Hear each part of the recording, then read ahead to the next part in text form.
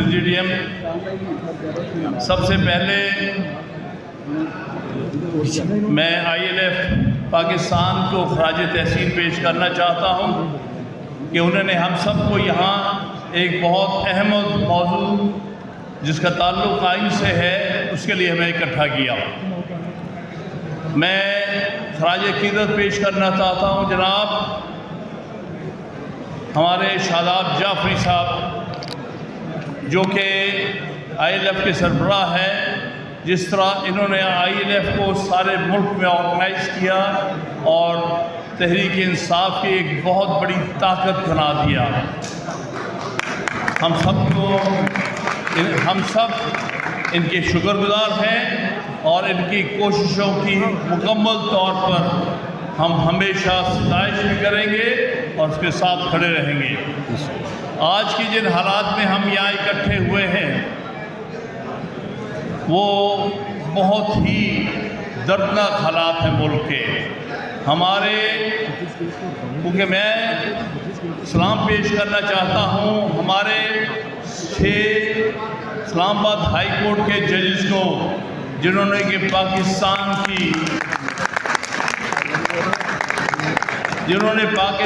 की तारीख में सबसे जुर्रतमंदाना कदम उठाया है और एक्सपोज किया है उन लोगों को जो कि अदलिया पर दबाव डालते हैं, आइन की सरबंदी, कानून की हुक्मरानी और अदलिया की आज़ादी पर हमलावर हैं। मैं उनको खराज तहसीन पेश करता हूँ और उनको यकीन दिलाता हूँ कि पाकिस्तान भर के मुखला आप 6 जजों के साथ खड़े हैं और इंशाल्लाह आखिरी दम तक खड़े रहेंगे। जिंदा है मुकला, जिंदा है मुकला, जिंदा है मुकला, जिंदा है। अगली बात जो मैं अर्ज करूँगा वो ये है कि ये जो इशू है अदलिया की इंडिपेंडेंस का, ये किसी पार्टी का नहीं बल्कि सारी कौम का इशू है। ये कौमी इशू है।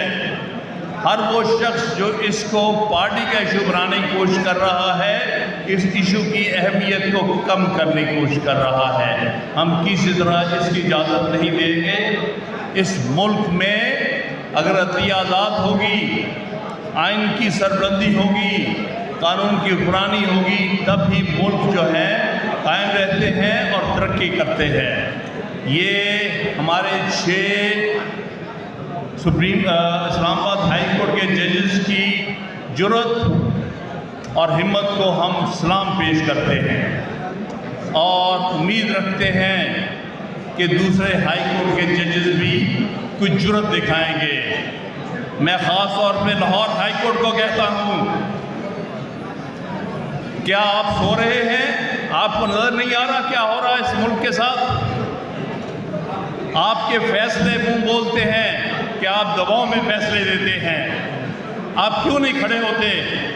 बिल्कुल दुरुस्त कहा शाहिद जमील ने अपने इस्तीफे के बाद कि अगर लाहौर हाई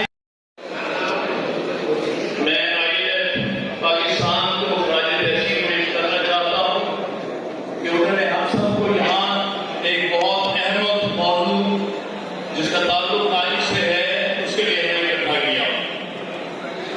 मैं खराज अक़ीदत पेश करना चाहता हूँ जनाब हमारे शादाब जाफरी साहब जो कि ILF के सरबराह है। जिस तरह इन्होंने ILF को सारे मुल्क में ऑर्गेनाइज किया और तहरीक इंसाफ की एक बहुत बड़ी ताकत बना दिया। हम सबको इनके शुक्रगुजार हैं और इनकी कोशिशों की मुकम्मल तौर पर हम हमेशा सताइश भी करेंगे और उसके साथ खड़े रहेंगे। आज के हालात में हम यहाँ इकट्ठे हुए हैं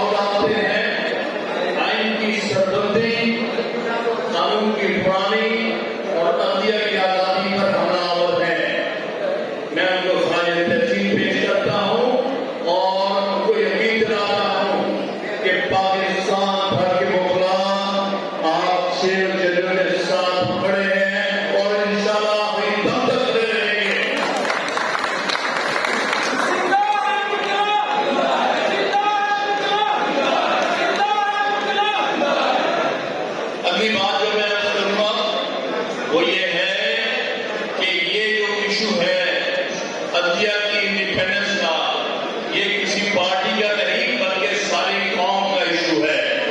ये कौमी इशू है। हर वो शख्स जो इसको पार्टी का इशू बनाने की कोशिश कर रहा है, इस इशू की अहमियत को कम करने की कोशिश कर रहा है। हम किसी तरह इसकी इजाजत नहीं देंगे। इस मुल्क में अगर अदलिया आजाद होगी, आइन की सरबंदी होगी, कानून की हुक्मरानी होगी, तब ही मुल्क जो है कायम रहते हैं और तरक्की करते हैं। ये हमारे 6 सुप्रीम इस्लामाबाद हाई कोर्ट के जजेस की जुर्रत और हिम्मत को हम सलाम पेश करते हैं और उम्मीद रखते हैं कि दूसरे हाई कोर्ट के जजेस भी कुछ जुर्रत दिखाएंगे। मैं खासतौर पर लाहौर हाई कोर्ट को कहता हूं, क्या आप सो रहे हैं? आपको नजर नहीं आ रहा क्या हो रहा है इस मुल्क के साथ? आपके फैसले जो बोलते हैं कि आप दबाव में फैसले लेते हैं, आप क्यों नहीं खड़े होते?